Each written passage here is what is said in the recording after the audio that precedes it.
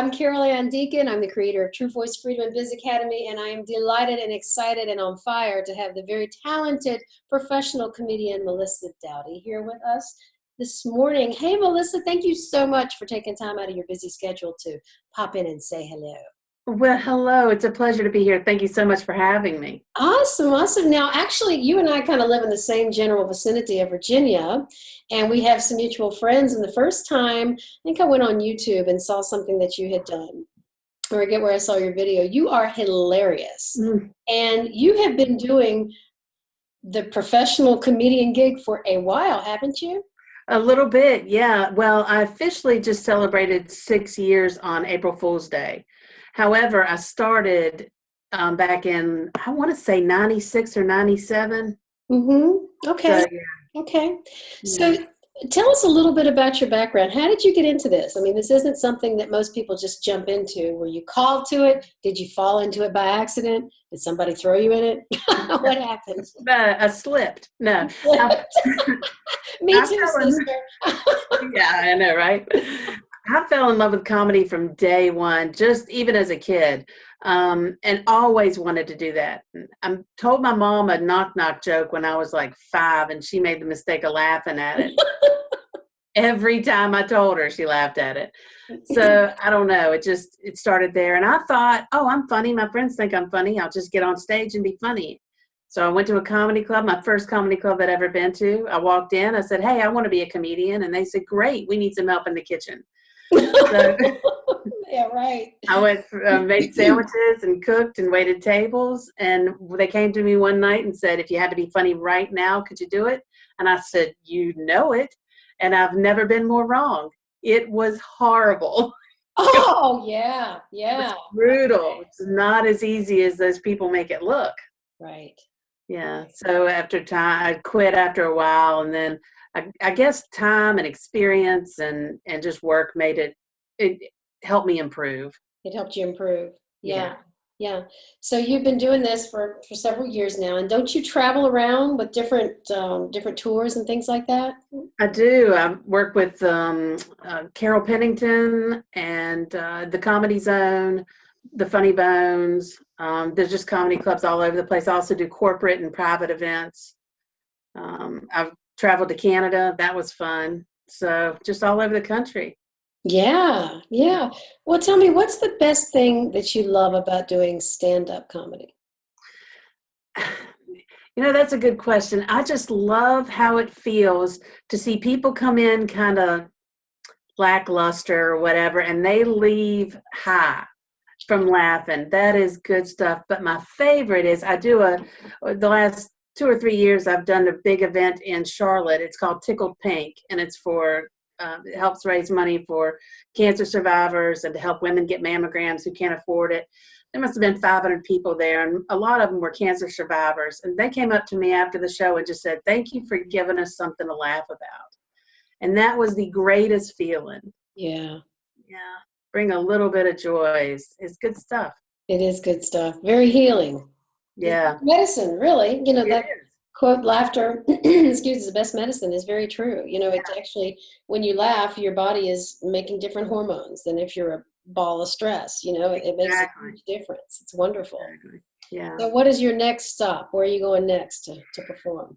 Let's see. I am in, where am I? Pikesville, Maryland, and DC the 19th and 20th.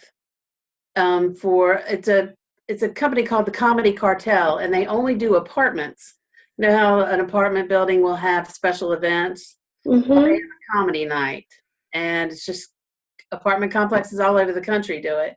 So I'm a part of that. And then after that, I think, I'm local in Roanoke on April 23rd with Julie Scoggins. She was on Last Comic Standing and is hysterical. You can also win tickets on that on WROV. So lots of good stuff coming up. Lots of good stuff. Very exciting. Yeah. So what's one thing you would share with people who are trying to get into this arena? I didn't know either, and I didn't know where to start. Open mics are great to get practice. Roanoke doesn't have many open mics that I know of. There used to be one every week at the Village Grill. I thought about starting one, but that's a lot of work. Yeah. I don't know. Also, get your practice there, but submit to every festival possible. And there's a million of them out there. Right. The World Series of Comedy is a perfect one to get started.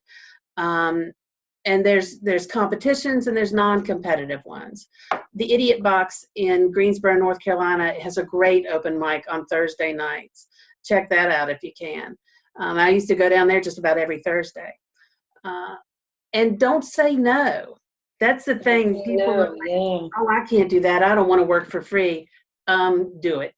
When you first start, work for free. I've traveled 3.5 hours to do 6 minutes on stage. Mm-hmm. So you got to pay your dues. It just takes time. I've slept in my car.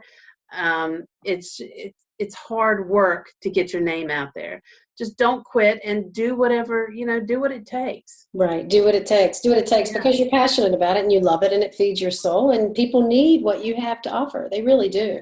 I'm a you're going to have bad nights. Right. You're going to sit on the edge of your bed in the hotel and think, why am I doing this again? Right. And everybody, I mean, I've had that, I've been performing professionally for 20 plus years and man, that's a long time. Yeah. But we had nights where it was a full house and somewhere it wasn't. And, it is what it is. Yeah, I've definitely had that. And then, I don't know about you, but just as I've had those moments where, gosh, God, if I'm not supposed to be doing this in some way, can you just take the desire away and I'll just let it lay and then bam, a new opportunity will come up or I'll get somebody calling me to do something. And it's just, I do something different. I do music, but yeah, it's, you got to just stay with it, follow your heart, be committed to it. And you're just a shining example of that. So thank you for the advice and thank you for the time. Thank you. I have to ask, what is one thing that would surprise people about you, Melissa? Oh, Lord. Is there anything? Give us something really juicy. It's not very juicy, but I do clean comedy. But off stage, I have a mouth like a sailor. Oh, really? Yes, it's awful. It's all I can do to rein it in. And I don't know why that is. But on stage, I'm super clean. But off stage, I'm not so much. Well, maybe we'll see some things coming down the road that'll be a little I don't know. Well, where can people find out more about you?